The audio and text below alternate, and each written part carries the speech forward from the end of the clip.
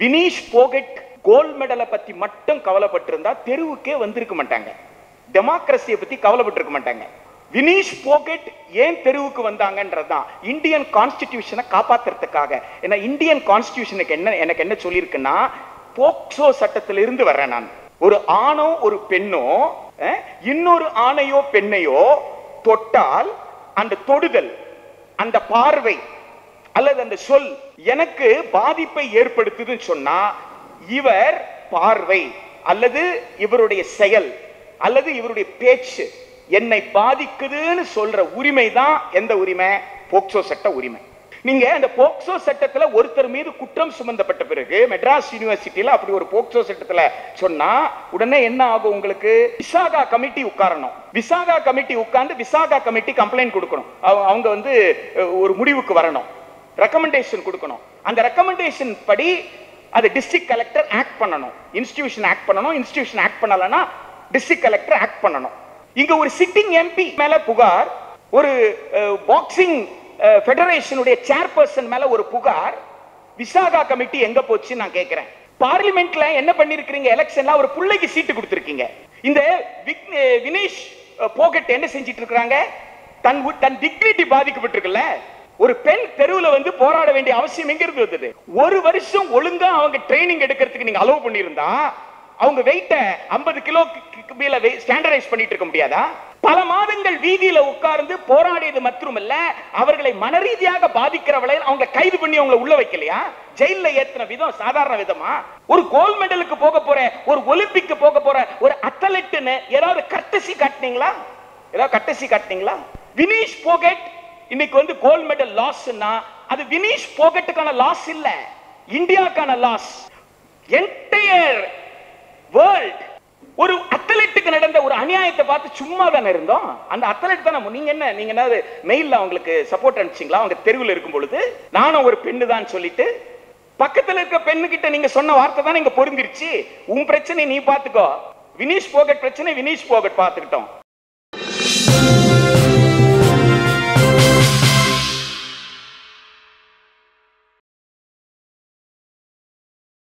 அவங்க கேட்ட கேள்வியிலிருந்தே இந்த தீர்மானம் தொடங்குது நான் நினைக்கிறேன். அவங்க பேசிக்கா கேட்ட கொஸ்டின் என்னன்னு கேட்டா, நான் கிளாஸ்ல கொஸ்டின் ரைஸ் பண்ண முடியல. யாரோ ஒரு ஸ்டூடெண்ட் எனக்கு என்ன ஆனாலும் பரவாயில்லன்னு யார் கேள்வி கேட்க துணிகிறாங்களோ அவங்களால மட்டும்தான் என்ன செய்ய முடியுது?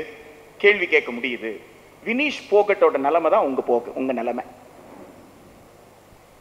வினீஷ் போகட் கோல்ட் மெடலை பத்தி மட்டும் கவலைப்பட்டிருந்தா தெருவுக்கே வந்திருக்க மாட்டாங்க. டெமோக்ரஸியை பத்தி கவலைப்பட்டிருக்க மாட்டாங்க இல்லையா? வினீஷ் போகட் ஏன் தெருவுக்கு வந்தாங்கன்றதுதான் இந்தியன் கான்ஸ்டிடியூஷனை காப்பாத்துறதுக்காக. ஏன்னா இந்தியன் கான்ஸ்டிடியூஷனுக்கு எனக்கு என்ன சொல்லியிருக்குன்னா, போக்சோ சட்டத்திலிருந்து வர்றேன் நான். ஒரு ஆணோ ஒரு பெண்ணோ இன்னொரு ஆணையோ பெண்ணையோ தொட்டால் அந்த தொடுதல், அந்த பார்வை அல்லது அந்த சொல் எனக்கு பாதிப்பை ஏற்படுத்துதுன்னு சொன்னா, இவர் பார்வை அல்லது இவருடைய செயல் அல்லது இவருடைய பேச்சு என்னை பாதிக்குதுன்னு சொல்ற உரிமை தான் எந்த உரிமை? போக்சோ சட்ட உரிமை. நீங்க அந்த போக்சோ சட்டத்துல ஒருத்தர் மீது குற்றம் சுமந்தப்பட்ட பிறகு மெட்ராஸ் யூனிவர்சிட்டியில அப்படி ஒரு போக்சோ சட்டத்துல சொன்னா உடனே என்ன ஆகும்? உங்களுக்கு விசாகா கமிட்டி உட்காரணும். விசாகா கமிட்டி உட்கார்ந்து விசாகா கமிட்டி கம்ப்ளைண்ட் கொடுக்கணும். அவங்க வந்து ஒரு முடிவுக்கு வரணும், ரெக்கமெண்டேஷன் கொடுக்கணும். அந்த ரெக்கமெண்டேஷன் படி அது டிஸ்ட்ரிக்ட் கலெக்டர் ஆக்ட் பண்ணணும், இன்ஸ்டிடியூஷன் ஆக்ட் பண்ணணும். இன்ஸ்டிடியூஷன் ஆக்ட் பண்ணலன்னா டிஸ்ட்ரிக்ட் கலெக்டர் ஆக்ட் பண்ணணும். இங்க ஒரு சிட்டிங் எம்பி மேல புகார், ஒரு பாக்ஸிங் ஃபெடரேஷனுடைய சேர்பர்சன் மேல ஒரு புகார். விசாகா கமிட்டி எங்க போச்சு நான் கேட்கிறேன். பார்லிமெண்ட்ல என்ன பண்ணிருக்கீங்க? எலெக்ஷன்ல ஒரு புள்ளைக்கு சீட்டு கொடுத்திருக்கீங்க. இந்த வினீஷ் போகட் என்ன செஞ்சிட்டு இருக்காங்க? தன் டிக்னிட்டி பாதிக்கப்பட்டிருக்குல்ல. ஒரு பெண் தெருவுல வந்து போராட வேண்டிய அவசியம் எங்க இருந்து வந்தது? ஒரு வருஷம் ஒழுங்கா அவங்க ட்ரைனிங் எடுக்கிறதுக்கு நீங்க அலோவ் பண்ணியிருந்தா அவங்க வெயிட்ட 50 கிலோக்கு மேல ஸ்டாண்டர்டைஸ் பண்ணிட்டு இருக்க முடியாதா? பல மாதங்கள் வீதியில உட்கார்ந்து போராடியது மட்டுமல்ல, அவர்களை மனரீதியாக பாதிக்கிறவளை அவங்க கைது பண்ணி அவங்களை உள்ள வைக்கலையா? ஜெயில ஏத்தின விதம் சாதாரண விதமா? ஒரு கோல்ட் மெடலுக்கு போக போற, ஒரு ஒலிம்பிக்கு போக போற ஒரு அத்லெட்னு ஏதாவது கர்டசி காட்டினீங்களா? ஏதாவது கர்டசி காட்டினீங்களா? வினீஷ் போகட் இன்னைக்கு வந்து கோல்ட் மெடல் லாஸ்னா அது வினீஷ் போகட்டுக்கான லாஸ் இல்ல, இந்தியாக்கான லாஸ். என்டையர் வேர்ல்ட் ஒரு அத்லெட்டுக்கு நடந்த ஒரு அநியாயத்தை பார்த்து சும்மா தானே இருந்தோம். அந்த அத்லெட் தானே. நீங்க என்ன மெயில்ல அவங்களுக்கு சப்போர்ட் அனுப்பிச்சீங்களா? அவங்க தெருவில் இருக்கும் பொழுது நானும் ஒரு பெண்ணு தான் சொல்லிட்டு பக்கத்தில் இருக்க பெண்ணு கிட்ட நீங்க சொன்ன வார்த்தை தான் இங்க பொருந்திருச்சு. உன் பிரச்சனை நீ பாத்துக்கோ, வினீஷ் போகட் பிரச்சனை வினீஷ் போகட் பார்த்துக்கிட்டோம், நான் என் பிரச்சனையை பார்த்துக்கிறேன். இது சமூக வாழ்க்கை அல்ல. இதைத்தான் சந்தை விரும்புகிறது. நுகர்வோராக இரு. இது யார் ட்ரெயின் பண்ணது? Private schools. எல்கேஜில போய் கேட்ட உடனே இவங்க என்ன பண்ணிருப்பாங்க? எல்கேஜில பக்கத்துல இருக்கிற குழந்தைக்கு பிஸ்கெட் கொடுத்திருப்பாங்க, பக்கத்துல இருந்த குழந்தைக்கு எரேசர் கொடுத்திருப்பாங்க. ஏன்னா அம்மா அப்படித்தான் சொல்லி கொடுத்தாங்க. அம்மா ஏதாவது கொடுத்தா யாராவது வீட்டுக்கு வந்தா ஷேர் பண்ணுன்னு சொல்லியிருப்பாங்க. இந்த டீச்சர் என்ன பண்ணிருப்பாங்க? இது உன்னுடைய பிரச்சனைன்னு சொல்லியிருப்பாங்க, இது உனக்கான பிஸ்கெட்னு சொல்லியிருப்பாங்க, நீ ஷேர் பண்ண முடியாதுன்னு சொல்லியிருப்பாங்க. ஒரு கன்சியூமரா நான் மாறுறேன். அப்ப 12 வயசு முடியும் பொழுது எனக்கு என்ன தோணுதுன்னா, அது உன் பிரச்சனை, உன் தலைவலி, நீ கேளு, எனக்கு மட்டும்தான் தைரியம் இருக்குமா? அப்படின்னா உலகத்துல 140 கோடியில எவனுமே வாய் திறக்க முடியாதே. ஒடுக்குமுறைக்குள்ளானவரோட நிலைமை என்ன? ஒடுக்குமுறைக்குள்ளானவனுக்கு பின்னாடி போய் நின்னுகிட்டு, டேய் உன்னை ஒடுக்கி கொண்டிருக்கிறான், நான் நிக்கிறேன் நீ பேசுறான் இல்ல நான் சொல்லணும். நான் நிக்கிறேன்டா, நீ பேசு. I cannot be the voice of voiceless. I should not be the voice of voiceless. But I should stand with the voiceless இல்ல. I should make them speak இல்ல. நீ மட்டும் கேள்வி கேளு. நீ கேள்வி கேட்டு உனக்கு பதில் வரலன்னா நான் நிக்கிறேன் பின்னாடி. இல்லையா? That is the spirit. That spirit we have to develop. அப்போ அந்த ஸ்பிரிட் எங்க வரும்னு கேட்டீங்கன்னா, முட்டி மோதிர கிளாஸ் ரூம்ல வரும், பிளெண்டட் லேர்னிங்ல ஆன்லைன்ல வராது. பிளெண்டட் லேர்னிங்ல ஆன்லைன்ல வராது. பிளெண்டட் லேர்னிங்ல உனக்கு விஷயம்னா நீ போயிட்டு வீட்ல படிச்சுக்கலாம். அதான் NEP 2020. கிளாஸ் ரூம் எதுக்கு? கிளாஸ் ரூம்ன்றது 10 வகையான மூளைகள் ஒண்ணா உட்கார்ற இடம், 10 வகையான எமோஷன்ஸ் ஒண்ணா உட்கார்ற இடம், 10 வகையான உணர்வுகள் ஒன்றா உட்கார்ற இடம். அந்த 10 வகையான உணர்வுகள் ஒன்றாக உட்காரும் பொழுதுதான் இயற்பியலை இயற்பியலாக புரிஞ்சுக்க முடியும். Not in isolation. I cannot learn physics in isolation. Newton did not learn physics in isolation. Einstein did not learn physics in isolation. Stephen Hawking did not learn physics in isolation. They were part and parcel of the society. அதனாலதான் புத்தாவை பத்தி பேச முடியுது. யாரால? Albert ஐன்ஸ்டைனால. புத்திசத்தை பத்தி பேச முடியுது. Which religion will survive னு கேட்டா Buddhism will survive னு சொல்ல முடியுது. ஆல்பர்ட் ஐன்ஸ்டைன் அவரு பிசிக்ஸ் வாத்தியார் தானே. அதனாலதான் சார் சிவி ராமனால சொல்ல முடியுது, நான் சயின்டிஸ்டா வர்றதுக்கு, பிசிசிஸ்டா வர்றதுக்கு எதுனா காரணம்னு கேட்டா 3 புத்தகங்கள் காரணம். அந்த 3 புத்தகத்தில் முதன்மையானதும் எது தெரியுமா? பிசிக்ஸ் ஸ்டூடெண்ட், ஒரு பிசிக்ஸ் ஸ்டூடெண்ட் பிசிக்ஸ் சயின்டிஸ்டா வரணும், பிசிசிஸ்டா வரணும். அதற்கு 3 புத்தகம் உதவி இருக்குன்றாரு. என்ன புத்தகமா இருக்குன்னு நினைக்கிறீங்க? ஒண்ணுக்கு லைட் சம்பந்தப்பட்ட புத்தகமா இருக்கலாம், சவுண்ட் சம்பந்தப்பட்ட புத்தகமா இருக்கலாம், அப்படிதானே? பிசிக்ஸ் சம்பந்தப்பட்ட புத்தகமா தானே இருக்கணும். அவர் சொன்ன 3ல 2 புக்கு அது சம்பந்தப்பட்டது. யூக்ளிட்ஸ் தானே sir, Ravikumar sir? CV Raman 2 second and third book. Euclid's ஒண்ணு இல்லையா? 2 புக்கு பிசிக்ஸ் சம்பந்தப்பட்டது, லைட் சவுண்ட் சம்பந்தப்பட்டது 2 புக்கு. ஆனா அவரு ஃபர்ஸ்ட் அண்ட் ஃபார்மோஸ்ட் ஒரு புக்கை சொல்றாரு. இந்த பட்டியலிடும் பொழுது முதன்மையானதுன்றார். அந்த புக் என்ன தெரியுமா? எட்வின் அர்னால்டோட the Light of Asia. Edwin அர்னால்டோட லைட் ஆஃப் ஏசியா எது தெரியுமா? How Siddhartha became Buddha. Transformation of Siddhartha into Buddha, life journey. எனக்கு ரொம்ப ஆச்சரியம், என்னடா சிவி ராமன் படம் வந்து நம்ம மெட்ராஸ் யூனிவர்சிட்டியில் இருக்கு. சார் சிவி ராமன் வந்து அர்னால்டோடைய லைட் ஆஃப் ஏசியாவை படிச்சனால தான் நான் பிசிசிஸ்ட் ஆனேன்னு சொல்றாரு. அப்படின்னா அந்த புக்ல என்ன இருக்கு அப்படின்னு அந்த புக்கை போய் பார்க்கறேன். அந்த புக்ல Siddhartha is walking on the road along with his guide.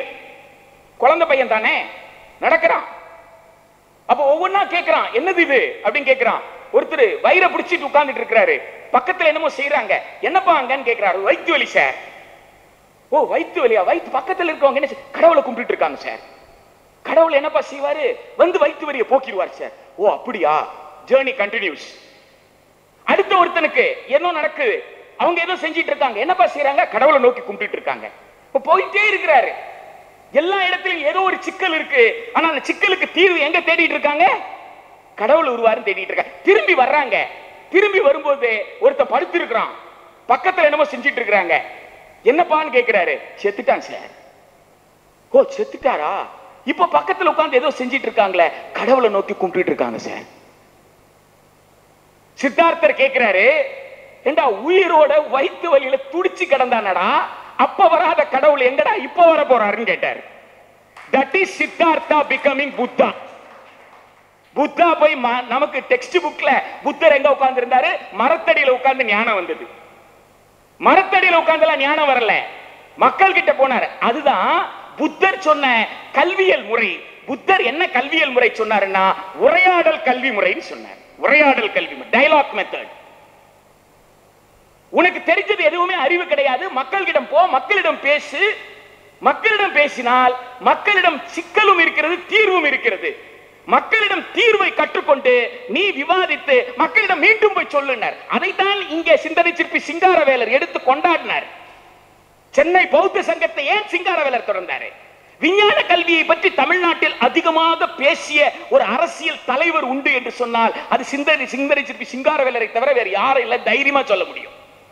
விஞ்ஞான கல்வியை பற்றி திருமூலர் சொன்ன உயிரை உடலை வளர்த்தேன் உயிர் வளர்த்தேன் என்றதை சிங்காரவேலர் எப்படி சொன்னாருன்னா, டேய் விஞ்ஞான பூர்வமான கல்வி வேணும்னா உடல் முதல்ல ஆரோக்கியமா இருக்கணும்ல.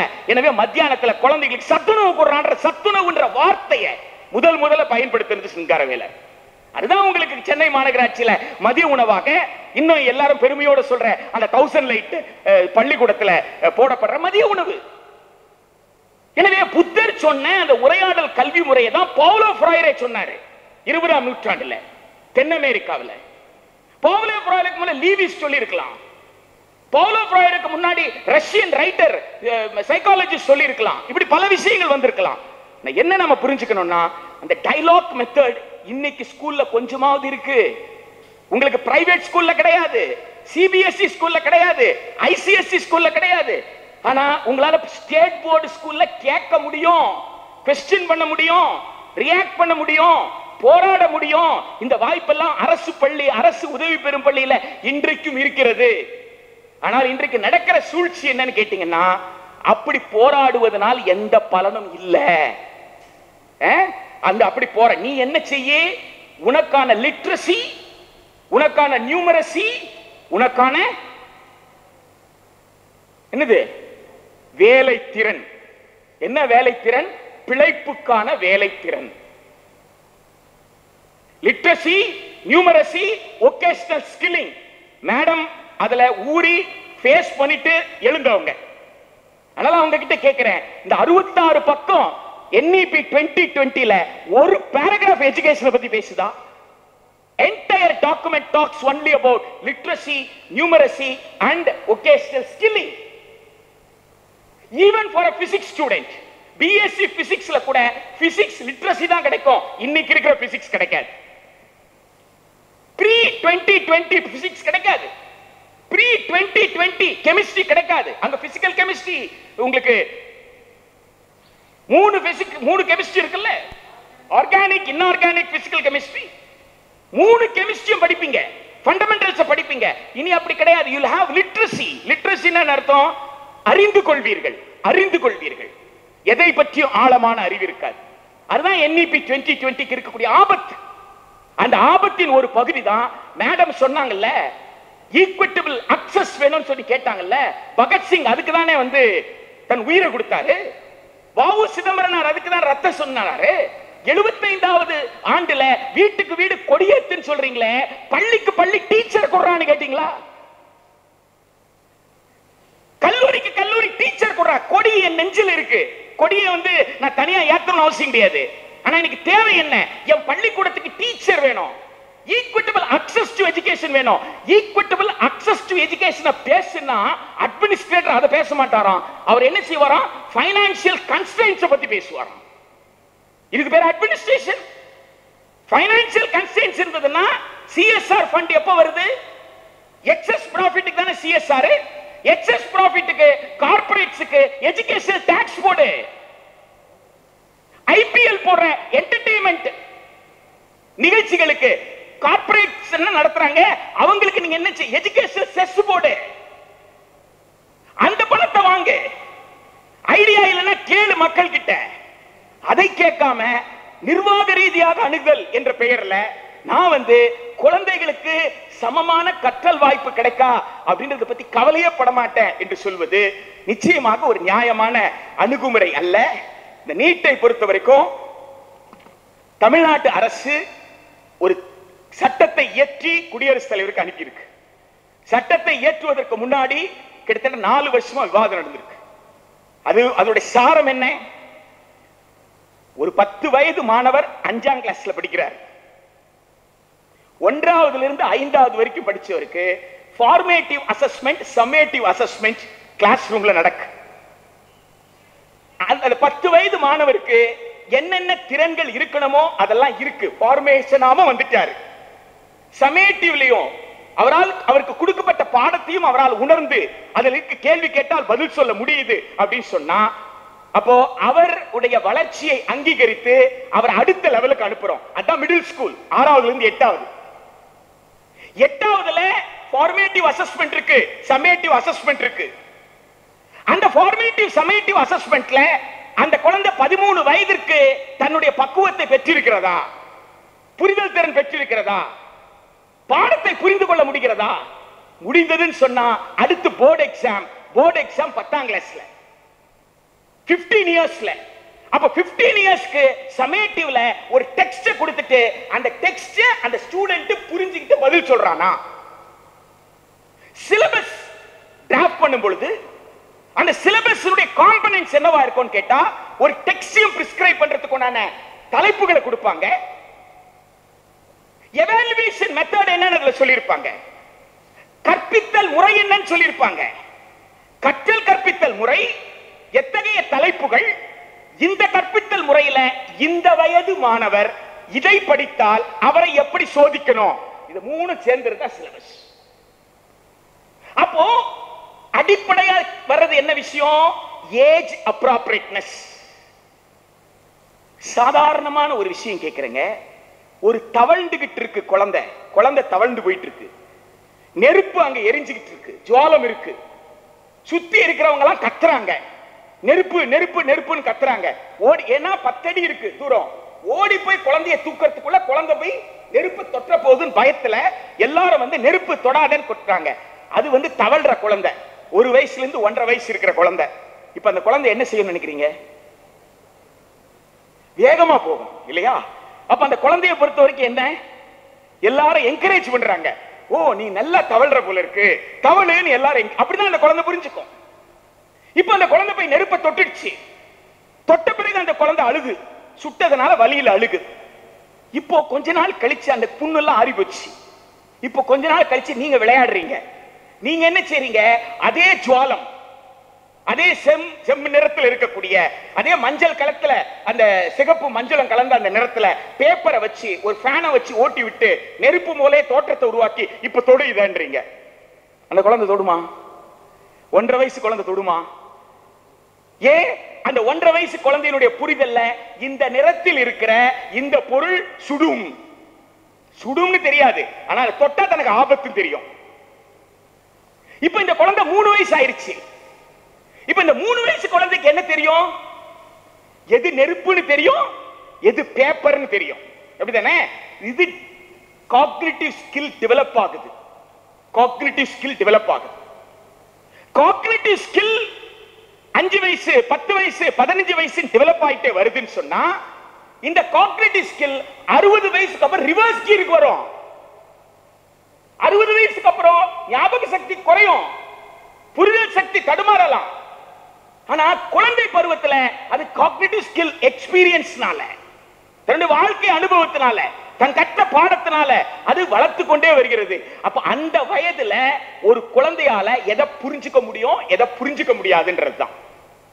நீங்க ஆட்டம் இஸ் ஸ்டேபிள் ஆர் நாட்னு கேட்டுட்டு அடுத்த சென்டென்ஸ்லயே their characteristics emit அப்படின்னு சொல்லிட்டு இதுக்கு நீ எஸ் சொல்ல போறியா நோன்னு சொல்ல போறியா அப்படின்னு சொன்னா யார் சொல்ல முடியும்? பிஹெச்டி முடிச்சு 15-20 பிஹெச்டிக்கு கைடா இருந்த இவங்க சொல்ல முடியும். அவங்களுக்கு அது ஒரு கேள்வியே கிடையாது. ஆனா அந்த கேள்வி சொல்லிட்டு பதில் சொல்லிட்டு அடுத்த நொடி அவங்க என்ன செய்யணும்? எக்ஸ்பிளைன் பண்ணணும். ஆனா இங்க எம்சிக்யூல அதுக்கான வாய்ப்பே கிடையாது. அதனாலதான் எம்சிக்யூவை பேஸ் பண்ணி இருக்கிற எந்த டெஸ்டுமே ஆப்டிடியூட் ஆப்டிடியூட் ரெண்டையுமே டெஸ்ட் பண்ண முடியாதுன்னு சொல்றேன். எம்சிக்யூவை பேஸ் பண்ணி இருக்கிற எந்த டெஸ்டுமே ஆப்டிடியூடும் டெஸ்ட் பண்ண முடியாது, ஆப்டிடியூடும் டெஸ்ட் பண்ண முடியாது.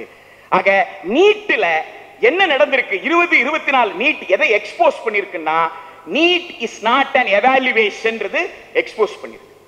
எவாலுவேஷன்ல நீங்க ஒரு குழந்தையை மதிப்பிட முடியும். You can evaluate a child. You can say how far the child has learned and how far the child will learn.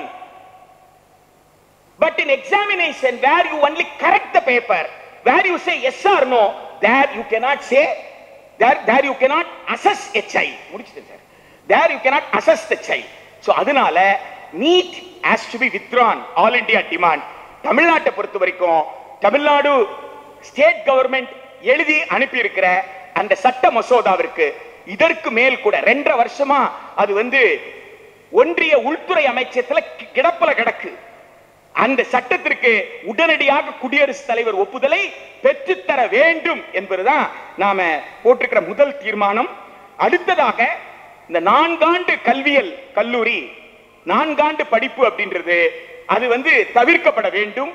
அது பேசிக்கா ஒருத்தர் எக்கனாமிக்ஸ் படிச்சுட்டு அப்புறம் பிஎட் படிக்கட்டும், பேசிக்கா ஒருத்தர் பயாலஜி படிச்சுட்டு அப்புறம் பிஎட் படிக்கட்டும். பயாலஜியும் பிஎடும் சேர்த்து படிக்க வேண்டிய அவசியம் இருக்கு. அவருக்கு ஆப்ஷன்ஸும் குறைஞ்சு போயிடும், சப்ஜெக்ட்ஸும் அவரால் முழுசா படிக்க முடியாது.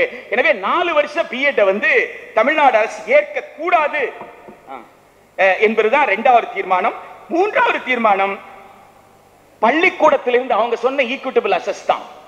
முடிஞ்சா கவர்மெண்ட்டுக்கு நிர்வாக ரீதியாக ஒரு சஜஷன் எழுதி அனுப்புங்க. பள்ளிக்கூடத்தில் இருந்து political science department Madras university வரைக்கும் கெஸ்ட் லெக்சரர்ஸ் வைக்காதீங்க. கெஸ்ட் லெக்சரர்ஸ் வச்சு 30,000 ரூபாய் சம்பளம் கொடுத்தா நாளைக்கு எனக்கும் அந்த கதி தான் வரும். இன்னைக்கு இருக்கிற கெஸ்ட் லெக்சர் போஸ்ட் எல்லாம் இன்னும் கொஞ்ச நாள் போனா ஸ்பெசிமன் ஆயிடும். சாரி, இன்னைக்கு இருக்கிற பர்மனன்ட் டீச்சர் போஸ்ட் இருக்குல்ல, பர்மனன்ட் டீச்சர் போஸ்ட் எல்லாம் இனிமேல ஸ்பெசிமன் தான். இனிமேல பர்மனன்ட் டீச்சர் போஸ்டே கிடையாது. எல்லாமே கெஸ்ட் லெக்சரர்னா யூனிவர்சிட்டி ஸ்ட்ரென்த் குறைஞ்சு போயிடும். கிராண்ட் குறைச்சிங்கன்னா எவ்வளவு ஃபீஸ் கட்டுறீங்க? இப்ப நீங்க எவ்வளவு ஃபீஸ் கட்டுறீங்க?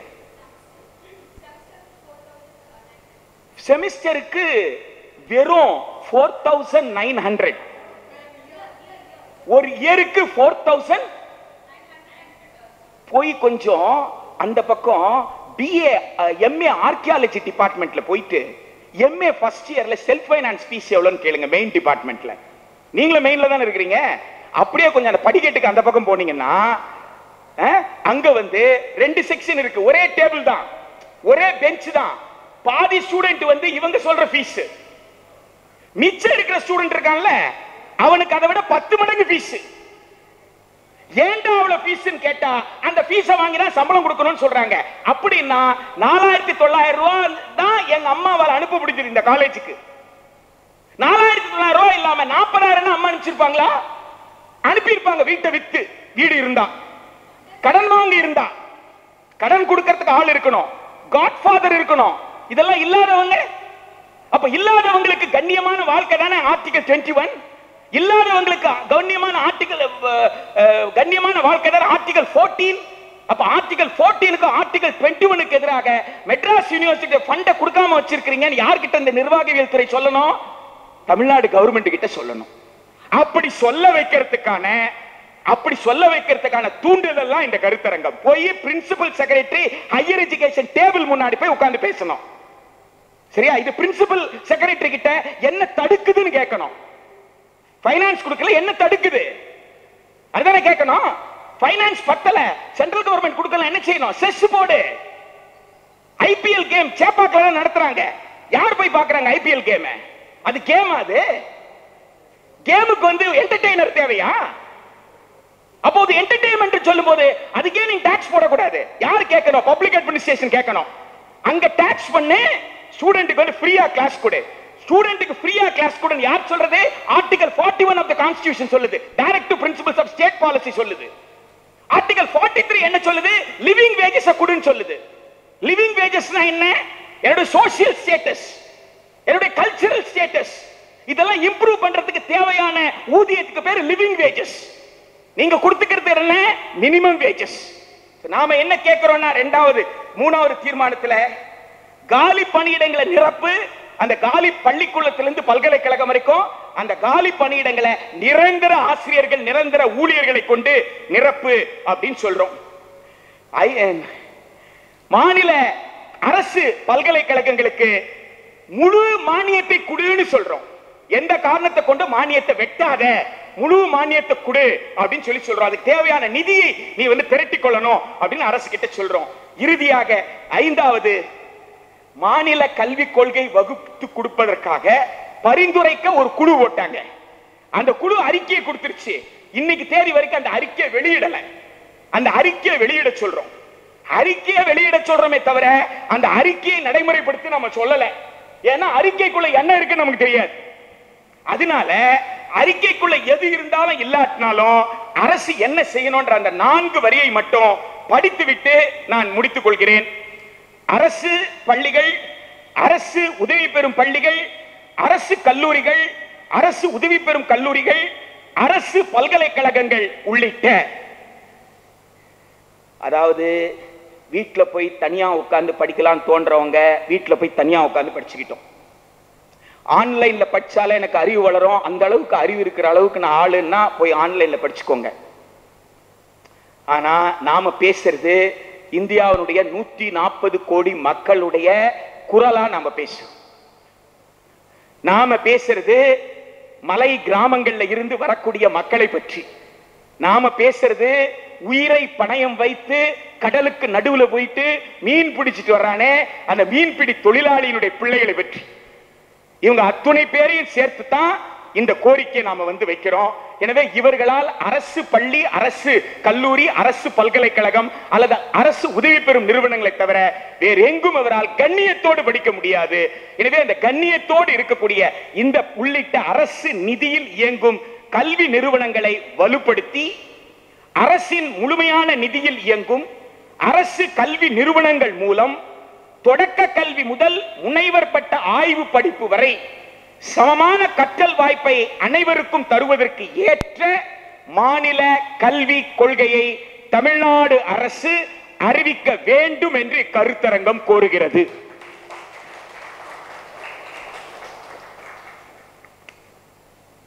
இந்த கருத்தரங்கத்தினுடைய இந்த கோரிக்கைகள் அரசுக்கு அனுப்பி வைக்க முடியும். மின்னஞ்சல் கேட்டிருக்கோம்.